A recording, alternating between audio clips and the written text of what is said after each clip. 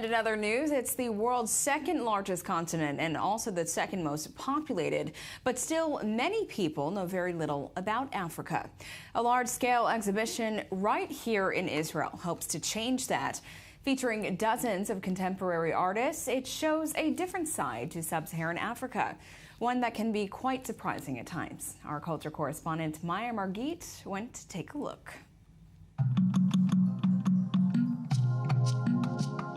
They came, they saw, they imagined. A different future for Africa, that is. At the Tel Aviv Museum, some of Sub-Saharan Africa's biggest artists have come together for an exhibition of epic proportions. The title of the exhibition regarding Africa comes from the fact that it's difficult to show the whole range of creativity taking place in Sub-Saharan Africa in recent years. Fracture is an ambitious site-specific work. It's also the largest piece in the show. And it took Ibrahim Mahama, a 29-year-old artist from Ghana, years to make. He sewed hundreds of jute sacks together, transforming the museum's atrium. The sacks are normally used to transport food and coal. I've always been interested in how crisis can always be a starting point of production.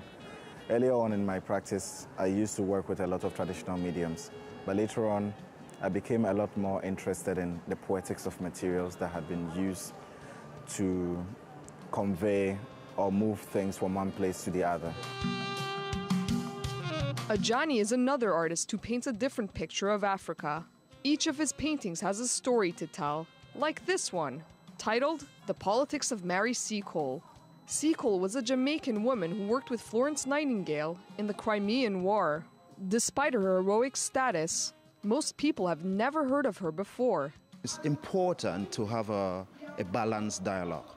But what I also really believe is that a people, it's their responsibility to tell their own stories, you know, and as an artist, I'm trying to tell African story. But the Tel Aviv exhibition is not just about reclaiming the past. It's also about envisioning new futures for people of color.